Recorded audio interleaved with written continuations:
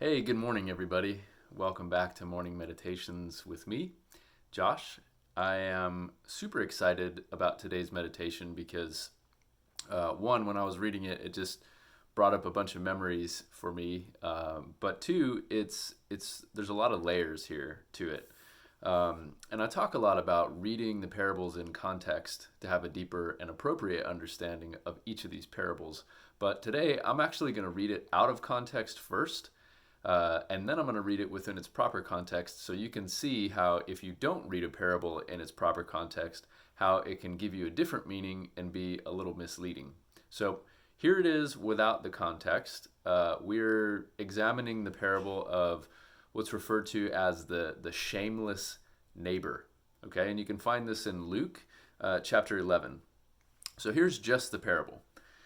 Suppose one of you has a friend, and he goes to him at midnight and says, "Friend, lend me 3 loaves of bread, because a friend of mine on a journey has come to me, and I have nothing to set before him." Then the one inside answers, "Don't bother me. The door is already locked, and my children with me are in bed. I can't get up and give you anything." I tell you, though he will not get up and give him the bread because he is his friend, yet, because of the man's boldness, his shamelessness, he will get up and give him as much as he needs. So it's easy, if we only read the parable, to assume that this parable is about basically doing something for somebody because they asked you to, but just to get them to go away. Um, which is certainly not the appropriate meaning or context of the parable. So, if we do go back and we understand what's happening, we see here in the beginning that Jesus' disciples have asked him, they said, "Teach us to pray like John's disciples." So, the fact that the disciples are asking Jesus for him to teach them to pray is significant for a couple of reasons. One, because the Jews had a multiple prayers that they would pray as a community, and that lends some identity to them as followers of God, as a community of God's people. And so it's an indicator that John the Baptist and his followers had an identity of, we'll call them Baptists for the sake of identifying and labeling. But it shows that the disciples of Jesus were becoming more identified with their role as following Jesus in the world. Teach us to pray. So then Jesus teaches them to pray, and he says, "Pray like this," and he gives him sort of this rudimentary version of what we would refer to today as the Lord's Prayer. He says, "Father, hallowed be thy name, your kingdom come. Give us each day our daily bread. Forgive us our sins, and we forgive everyone who sins against us, and lead us not into temptation." Then he gives them the parable. Then he says to them, "Suppose one of you has a friend, and he goes to him at midnight and says, 'Friend, lend me 3 loaves of bread, because a friend of mine on a journey has come to me, and I have nothing to set before him.' Then the one inside answers, 'Don't bother me. The door is already locked, and my children with me are in bed. I can't get up and give you anything. I tell you, though, he will not get up and give him bread because he's his friend, but because the man's boldness, he will get up and give him as much as he needs.' Then he goes on to say this, 'So I say to you, ask, and it will be given to you. Seek, and you will find. Knock, and the door will be opened to you. For everyone who asks receives, he who seeks finds, and to him who knocks the door will be opened.'" So when we read this parable in its proper context and we understand what's going on here, we see that it is an analogy and an elaboration of how we are to pray. It's actually about prayer. And when you understand the culture, the Middle Eastern culture, hospitality is huge. I mean, it would have been shameful. It would be shameful, even to this day, if you were to show up at somebody's house, whether you're expected or not, and they don't have something to give you to eat. Especially if you were staying overnight. I mean, to let your guests go to bed hungry would have been really, really shameful. Perhaps the next most shameful thing would be if you didn't have anything and you went to your neighbor and you said, "Look, man, my buddy just showed up. I've got nothing to give him. bread was made on a daily basis for the needs of the day, so it wasn't uncommon to run out of bread at the end of the day.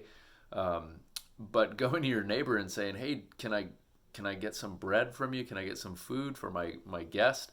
If that person didn't give you the food, they would have equally been as shameful, if not more shameful, because it's not your fault. It was unexpected, right? So there's that aspect of the culture that we have to consider. There's also another aspect of the fact that like their houses were really, really tiny. You know, most of these people were living in one room houses. And so to go to somebody's house in the middle of the night and risk waking up their entire house, however people that may be, is bold, is really bold. It's kind of shameless in that act. And like, I love the response of the person who's in the house. Like, no, don't bother me. Go away, man. Like my kids, I just put my kids down. They're just getting to sleep. Like, and you're messing it all up. And like any of us who've ever raised young children, we know how difficult it can be to get them back to bed, get them to bed in the first place. But then when they wake up, it's even harder to get them back to bed. So the parable itself, you know, it lends some realistic undertones here of how people might respond. But the heart of it is at the end when he tells them, ask and it will be given to you. Seek and you will find. Knock and the door will be opened to you. For everyone who asks receives. He who seeks finds. And to him who knocks, the door will be opened.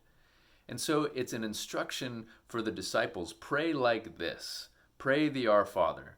Be dependent on God for even the basic of your daily needs like bread. Do it in community. The terminology is togetherness in community. And, you know, we're asking God to be our guide, for us to follow God. Lead us not into temptation, but deliver us from evil. That one's a little tricky, but it helps if you were to say it like this. Lead us not into temptation, God, like I would probably be leading myself if I were following myself and not you. Instead, deliver me from evil. So he's empowering the disciples and saying, look, God is way more accessible to you than we have traditionally been taught through the Pharisees and the law.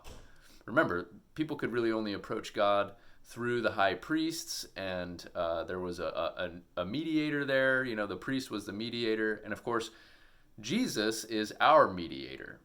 But this is happening when Jesus is alive. So this is really revolutionary thinking, inviting them to just pray directly to God for these basic needs and be bold in doing so, and then giving them the encouragement saying, yeah, all you got to do is ask. Ask and you'll receive. Knock at the door and it will be open to you. So running a little long this morning, but I just wanted to, you know, share that with you, and hopefully you find encouragement in that. Hopefully you find that a little enlightening, and I invite you to sit with the text and see how it comes alive for you. Use your imagination and your imagery to imagine what that scene might look like if you're unpacking it and living it out in today's time and maybe back then as well.